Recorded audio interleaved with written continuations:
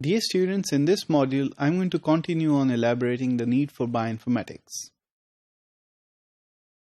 اگر یہ کہا جائے کہ بایولوجی کی دنیا اتنی وسیع ہے کہ ہم اس کے اندر ایک ذرے کے برابر معلومات رکھتے ہیں تو یہ غلط نہیں ہوگا.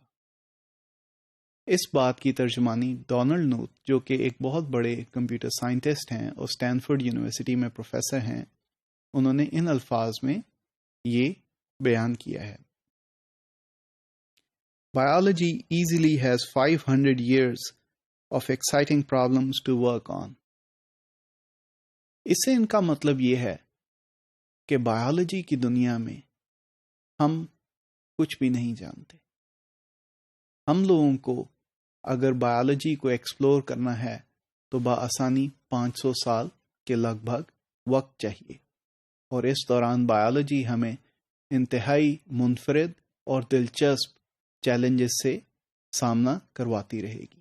Dear students, if you look at this graph, then you can see why Donald Knuth is right. The data that is being output from the biological experiments is simply going towards the sky. So if there is such a lot of data that is being produced from the biological experiments, we don't know what this size will be after 10 years.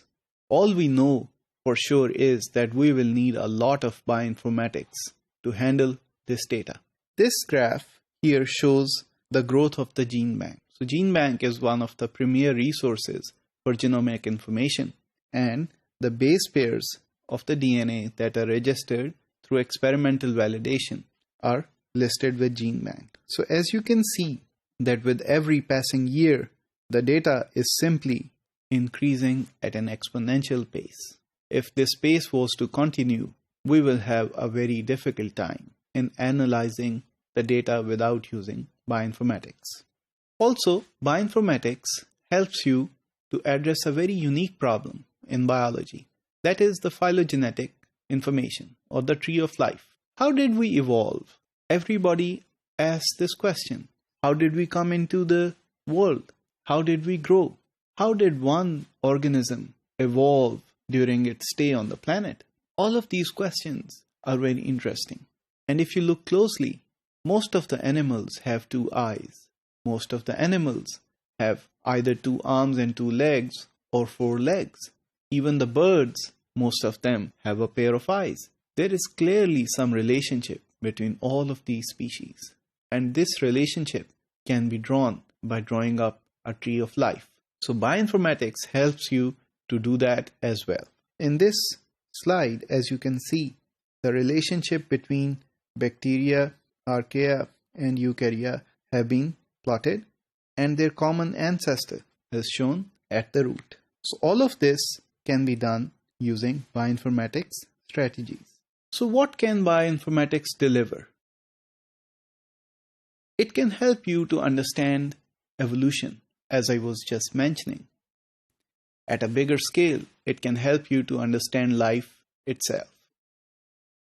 And of course, if we want to have treatments for different diseases that we encounter during this life, bioinformatics can be equally useful. If you understand the molecular foundation of disease, then later you can design drugs for it as well. Therefore, bioinformatics can be a very useful tool towards designing the drugs as well. So the contributions from bioinformatics can be to solve important problems related to life. Secondly, to handle the mammoth amount of data that is reported from the experiments. And thirdly, to develop efficient solutions towards these goals. So in conclusion, bioinformatics gives us a roadmap from the genomic information till the drug discovery and treatment of various diseases. Meanwhile, it helps us to understand life, evolution, the proteins, their mechanisms, the biomolecular evolution as well. And lastly, the cutting edge areas in bioinformatics, they include the protein structure, elicitation, the protein-protein interactions, and the field of systems biology as well.